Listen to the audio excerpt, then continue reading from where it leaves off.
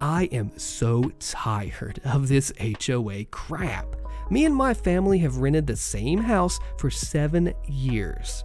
We're the first people to ever live in this house, and the neighborhood is brand new. We have these neighbors, we'll call them Joe and Beth. Joe and Beth are absolute jerks. They were nice when we first moved in, super kind, brought us baked goods, took me to Bible study. I loved them. But Joe became the president of the HOA and became the biggest pain in the butt possible. 2 neighbors had to leave their house because of them. Joe and Beth live across from us, and a couple years ago, the people that lived right next to us, 2 young parents, their baby, and their brother, used to get along with my family great. The guy that lived there would always joke with us and would hear all of our fights, and instead of calling the cops, he was cool enough to just joke around with us about it. Unfortunately, their brother was unlucky enough to park his car near Joe and Beth's house. Poor dude had no clue. The young couple were renters, so Joe, the butthole, and his jerk wife decided to have his car towed, and war broke out. He asked them why would they do that instead of just telling him to move it, and they just told him to get off of their property and not get near their house. We were friends with both parties, so we got stuck in the middle. But after the car got towed and the attitude they gave to the neighbor's brother, Joe and Beth decided to start a petition to get the couple kicked out. They had a baby, but they didn't care, I guess. Neighbor and his brother started cursing out Joe and Beth whenever they saw them. Joe happened to get into an accident, and when the neighbors saw him, they started roasting the heck out of him and talking about how happy they are cause karma's a bee. So eventually, Joe got enough signatures and got the poor people kicked out of their house. There was another family who was also renting. I don't remember the exact reason. I want to say it's because they were always loud and they had too many cars out front that Joe and Beth didn't like it. And of course, Joe and Beth got him kicked out of their house. Throughout the years, we had to follow annoying rules. We had to buy a special light for our yard. We had to maintain the greenery on the sidewalks near our house. No cans outside, blah, blah, blah. Eventually, Joe lost his position as president and there was no one running the HOA for quite a while. Joe stopped mingling with the neighbors. I guess he went into a depression because he lost his stupid title, but whatever the reason, Joe and Beth became very standoffish and even bigger D-bags than before. They installed this horrible alarm system, so whenever anyone gets near the sidewalk on their property, not even their property, but the road next to the sidewalk, lights go off and first a sound would blare through the neighborhood. "You are being recorded, alarm is being sound." And it would just repeat for a few minutes and you could hear it down the block. I guess they got complaints because they changed it from that chant to a whistle. So you get anywhere near their property and a stupid whistle starts blaring super loud. My dog's potty schedule is pretty late. He has really bad anxiety, so he doesn't like to go out until everyone is in their homes. Whenever we pass the house, the alarm goes off and he starts freaking out thinking someone is whistling at him and he runs back in the house. I've had to start putting him in the car and driving him to the next neighborhood to potty. How much anxiety it gives him. There is no grass on their lawn. It's just rocks and a sign that says, "Keep animals off landscape." I don't let my dog crap on anyone's yard, and I don't let him pee on their rocks because I know there's demons always looking for an excuse to bother people. But he does sniff the area. My 14-year-old cousin came over. He's a kid, but he's 6'1" and he looks like a grown man. He went for a walk to talk to his girlfriend at like 12ish or 1 a.m., and because their alarm went off, the neighbors down the street thought someone was breaking into a house, so they called the cops and squad cars pulled up on a 14-year-old kid for taking a walk. Now HOA has been threatening us because our grass won't grow. We bought every seed that exists and it just won't grow. They want us renters to give thousands of dollars to fix the lawn. Crappy Joe and Beth, nosy, miserable people. I took my dog on a walk last night and we passed by their house, and unfortunately, before I could stop him, he peed on their rocks. I knew they were going to make an issue about it. So of course, here comes Beth today, knocking on my door, telling me the HOA voted that no one's allowed to let their dogs use the bathroom on anyone's property. I understand not number 2 on their property, no one wants that, but peeing on rocks? I told her my dog never chews on anyone's property. He only made the mistake of peeing on their lawn once, and their alarm scares the heck out of my dog, and it causes him to have a nervous breakdown when I'm not even on their property. Told her that the cops were called on my cousin because of her alarm, and that I would have to take my dog for exercise. So no, He won't too, but sorry, he has to walk, and if he pees, I can't stop him, and there's no way to clean it. She lied and said she has him on video peeing on her rocks all the time, which I told her he's just sniffing it. It only happened once, but she wouldn't let up. And that no one should be walking around late at night, and she's happy that someone called the cops because a man walking that late, it's very suspicious, and her alarm only goes off when someone's on her property. I tried telling her to watch her videos from her camera because we'll be in the middle of the street, nowhere near the property, and it'll go off. For reference, my father just now pulled in our driveway while I'm typing this, and their alarm went off. Basically, we kept going back and forth that their alarm is a nuisance and people should be allowed to walk without having the cops called on them, while she wouldn't stop lying about it's only on my property line. Until my mother intervened and Beth told me that if I'm going to walk my dog, I need to put a diaper on him to stop him from peeing. I'm going to call the property manager to talk about what kind of nuisance their alarm is, but why the heck are they allowed to tell us what we can and can't do, where we are and aren't allowed to walk, and if we go against the bullcrap rules they voted on, it's not even real laws. We'll get fined or kicked out. Do I have any chance to get that horrible alarm turned off, and what's the best way to go about this? It's one thing to keep our property clean, give the neighbors their respect and the privacy, but to be told their happy cops were called on for a kid walking, I'm not allowed to walk on their sidewalk, and if I'm going to walk my dog, he needs to wear a diaper and isn't allowed to pee. Does California law say that sidewalks are part of the homeowner's property? Because it's just wild to me that walking on a sidewalk could be considered trespassing. How are they allowed to tell me that? Am I the wrong one here? This commenter nails it. Anything from the HOA should be going to the property managers, being that you are renters. Crazy Homeowners Association enforcer gets a taste of her own medicine. I'm house sitting at the moment for my cousin. He and his boyfriend lived in a pretty swanky neighborhood full of McMansions. Nothing too fancy, just your common upper middle class suburban development. Anyhow, over the past few weeks, they've been having a new porch installed on the back of the house. The crew has a trailer parked out front so they can lock up their tools at night. No big deal, right? Apparently, it is. This evening, I get a knock on the door. I'm always wary of solicitors, so I make it a point to look out the window before answering the door. After hearing the doorbell, it takes me a minute to get to the window. As I look outside, I see a woman walking away with two little dogs. One of the dogs stops and proceeds to mess on my cousin's lawn. I wait until the dog is done and open the door. By this time, the woman is beginning to walk away, but she sees me and turns around. She introduces herself as a board member of the HOA, or as we know, Homeowners Association. She looks very annoyed. Without even taking a breath, she launches into a lecture about the trailer parked out front, how she's lucky to have walked by and caught this egregious violation of the HOA rules, and how the trailer is an eyesore on the neighborhood. She says she won't report me to the board and suggests a fine if I remove it immediately. I calmly inform her about the patio construction and how the crew needs to store their tools and materials at night, but she's absolutely foaming at the mouth about how tacky it is to have a trailer in front of the house, and again, it's against the rules. So I calmly inform her that I am not the homeowner nor the owner of the trailer. Well, and there isn't much that I can do about it, especially at 6:30 p.m. on a Friday night. Nevertheless, she's adamant that I do something. By this point, I am just fed up with this woman, who obviously has nothing better to do with her evening than bother her neighbors with bullcrap. I look at her and just casually ask, "Hey, just out of curiosity, what's the fine for not picking up after your dog if it messes in someone's lawn?"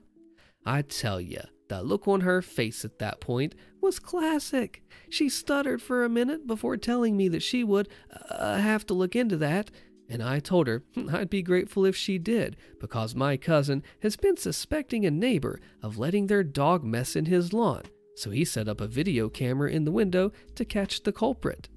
Upon hearing that, she got a little flustered and told me to tell the patio crew to hurry up, and then she walked away with a huff. Harassment about pets, posted by Ken Zevensy. I recently bought a condo, and my partner lives with me, as well as two St. Bernards, 4.5 and 7.5 years old, roughly 120 pounds each. During the home search, my realtor made sure to only show me places that did not have weight restrictions. My realtor called my now management company before we put in an offer, and they said there were no restrictions. Before we put in an offer, we read all of the association docs and the bylaws, and there is no pet weight or breed restriction.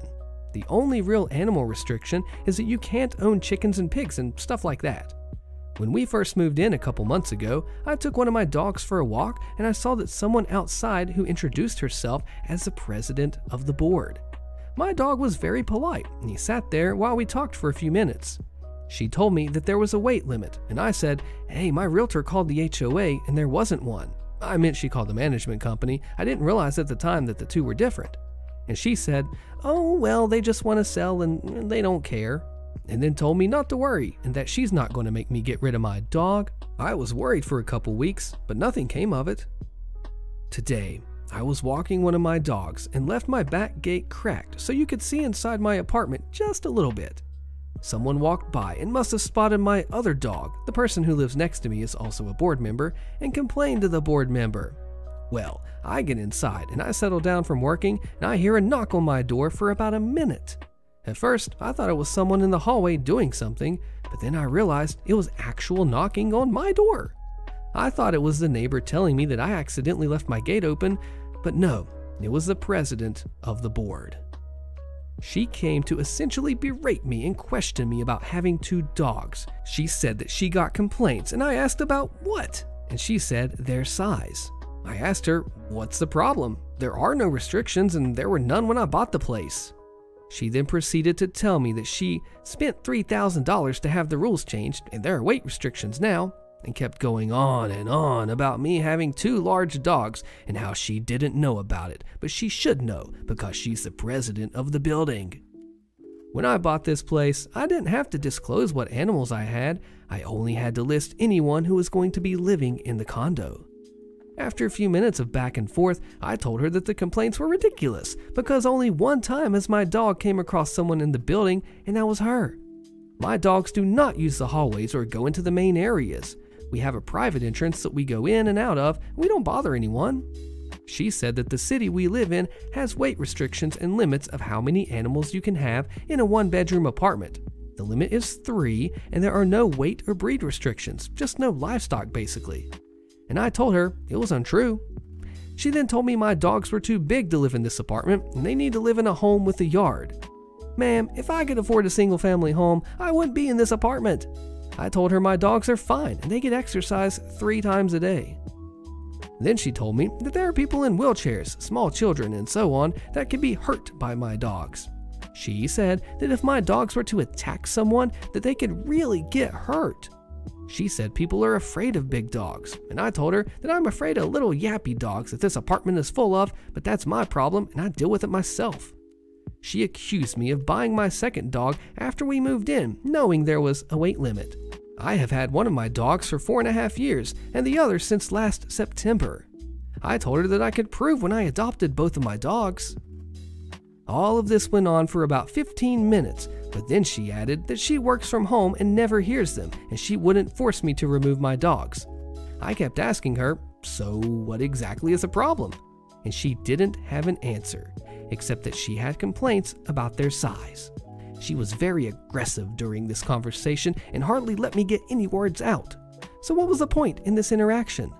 My lawyer sent a letter to the management company asking about this rule change because we need written notice of any board meetings and rule amendments, plus a 67% vote to pass anything. I never received any notice of a board meeting or any rule changes. So my question is, what do I do now? Document everything. Get written statements from your realtor. Look through the CC&Rs again. There has been an announcement, voting, etc. for any changes, and you would have been made aware. You can also get them registered as service or emotional support dogs. It really looks like she is purely buffing though, because it's all nonsense. Getting them registered as service or emotional support dogs is not appropriate here. So who do you agree with? HOA trying to impose fines for something beyond our control, posted by Dishonorable. We live in a community south of Tampa, and our street was built over ore-rich soil. Naturally, the rust oxidizes and bleeds out onto the cement and the paved sidewalks in front of our house, and the whole block, when it rains or when the home sprinkler systems run. I have spent hours with Rusties and a roller to try and combat the rust, and I sent the HOA pictures of improvement. However, they are still trying to impose a Stage 3 violation fine. Every time we correspond with them, they say, "We need to speak to management to see if we can remove the violation." I'm just wondering what my next course of action should be. I've considered having a professional from, hopefully somewhere, draft a formal letter to the HOA and to tell them the soil has iron in it and that regardless of the actions taken by the homeowners, it will continue to occur. I also wonder if I and several other residents of this street should contact an attorney. It feels like a simple money grab by the HOA for something uncontrollable. Also be advised that this rust is only at the street and the sidewalk. I believe this is known as the easement, which would constitute a public area. Is that correct? Our driveway itself is completely rust-free. This is not the first time an HOA has done something stupid like this, is it? HOA's A Mansion and the View, posted by Flavius Lasavius. I lived in this town surrounded by magnificent vistas. There was a small development on the outskirts for upscale homes and mansions. Below the development were a few older homes. Many celebrities and business owners had vacation properties in the area, multi-million-dollar houses they used maybe 1 month out of the year. Real estate had always been at a premium. There was one older home among all of these giant view lots. A new buyer was a guy who'd owned a slew of RV dealerships and had obscene amounts of money, so he bought the most prominent lot on the top of the hill as you entered the development of maybe 20 lots. His project was a massive stucco structure with a multi-car garage and a much bigger RV storage space with a huge roll-up garage door. Think of the biggest RVs you've seen, and he had a garage built for it with an automatic door. The house was a nondescript sand color with a red tiled roof, and the entire lot was tastefully landscaped with different kinds of rocks, small mounds here and there, and a few shrubs to be low maintenance. The back of the property was fenced in with an about 8-foot or higher block wall. The fence itself probably cost $100,000. His neighbor was a school teacher who had lived there before the development started and had a modest house. He decided to take advantage of the skyrocketing land prices in the neighborhood and sell, except nobody wanted his crappy house when there were much larger empty lots available. He decided the real issue was that the new behemoth blocked his view, and that's why no one wanted to buy his 3-bedroom ranch house at mansion prices. It was really that his home didn't appeal to the market. So he became the president of the HOA, which included the older homes and the new development. And then the harassment started. The HOA had formed after the RV mansion construction had begun, but the home was so big it took almost a year to finish. The HOA had passed a design theme rule that all houses must be painted in a specific color palette, with the predominant color being a taupe that was darker than this man's standard beige stucco color house. The palette included the taupe and a selection of trim colors in pink, teal, or tan. It was intended to give the community a Santa Fe look and feel, which just so happened to be the color of the president's crappy house. The RV owner took the HOA to court, and the trial dragged on for a year. The guy never used the property, claiming it was still under construction during this time. He lost in court and had to repaint his property using only the design theme approved colors. So the guy brought out his contractor and had him repaint the entire property the Pepto-Bismol pink trim color. Everything was painted this color: the house, the fence, the trim, and the rocks in the yard. Then he had the massive driveway to the garage done in the same pink stamped concrete. Even the garage doors were pink. He locked up the house and never stayed there. The HOA was in an uproar because this house could be seen at the top of the hill for miles. None of the other lot owners broke ground. The president's home didn't sell for 2 years. El Winnie post piggybacking on other HOA posts, but with a twist.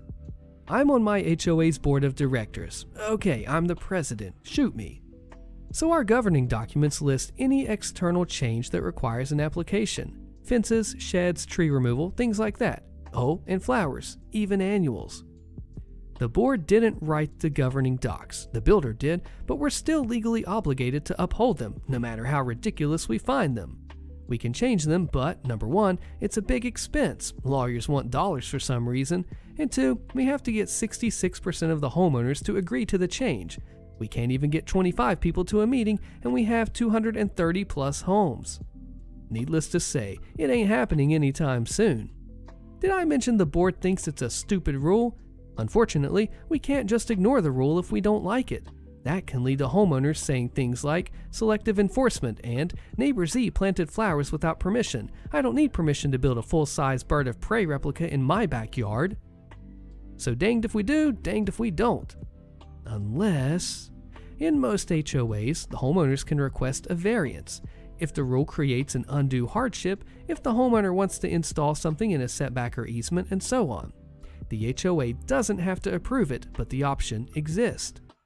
Cue maniacal cackling. I hatched a plan, an evil plan. I created an online survey where homeowners could request a variance to the application requirement for flowers.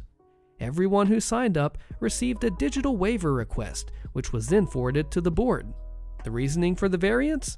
I believe this restriction is unnecessary and overly burdensome as the exterior of my lot will not change, just the flowers in the flower beds. I agree to submit applications for all other items in the governing documents. I wanted to include something about the builders being poopy heads, but I saved that for a different day. About 40 homeowners requested the waiver and variance, which the board granted en masse. What do we have here? 20% of homeowners who don't have to follow a rule? Guess that makes the rule unenforceable for everyone.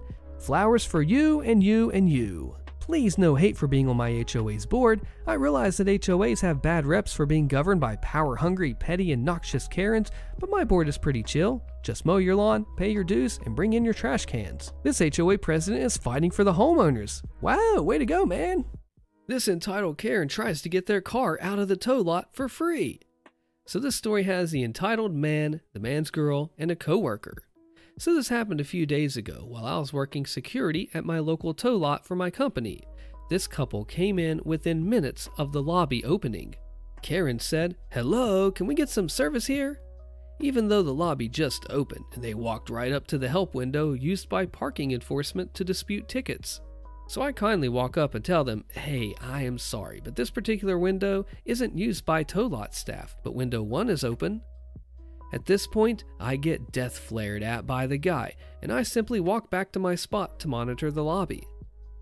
The couple go to window 1, and it goes relatively well. I was more paying attention to a pair of teenagers to make sure that they don't do anything when I hear the man yell, "What the heck are you saying? We want our car and you're holding it hostage."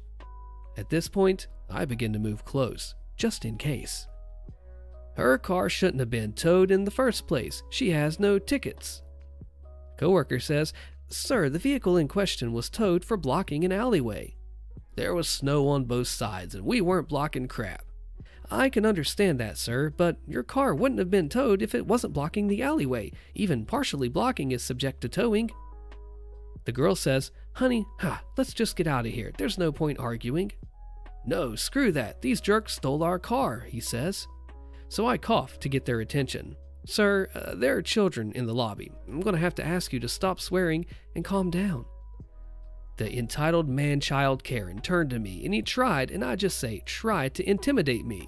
What the heck did you just say? Now, let me just put this in here. I personally stand 6 feet 2 inches tall, and this man was around 5'6", and I made sure to train myself so I'm ready for anything. This guy looked ready to snap. So I leaned down to look him in the eye. "I asked you to stop swearing and to keep your voice down. You're not the only one in here this morning." Man-child Karen at least listened for a little bit until they got to the price. Coworker said, "Okay, Mr. Karen, that will be this huge amount of money." Okay. So both the man-child and the man's girl had their eyes wide in disbelief. Are you kidding me? First you steal my car, now you're telling me that I have to pay? My coworker, being super chill, nods and adds, "Sir, you do realize this is a tow lot, not a parking lot. Your vehicle, well, it was towed and it was issued a fine. That's the reason for the payment." At this point, the man's girl seemed to give up and turned to leave. "Come on, honey, let's go. We'll pay it when we can." Entitled man-child Karen didn't even look to be happy at all and slammed his hand on the window between him and the coworker. "You're freaking lucky this window's here, jerk. You stole the wrong man's car." By the time his hand hit the window, I was making a beeline to him to escort him out, when this man-child Karen turned and angrily walked off, saying, "I hope you love being on the news, because I'm calling Fox to investigate this place and I'm suing." Since then, I haven't seen any news crew nor lawyers in the lot. At this point, I'm just glad the cops didn't have to get sent to our tow lot again. Oh, that guy was so embarrassed, and he did not handle himself very well at all. What a tough guy, right? What would have you done? Sued the HOA. They towed my truck twice off my property with updates. Click the video on your screen so you find the final fallout of this one, and I'll see you there.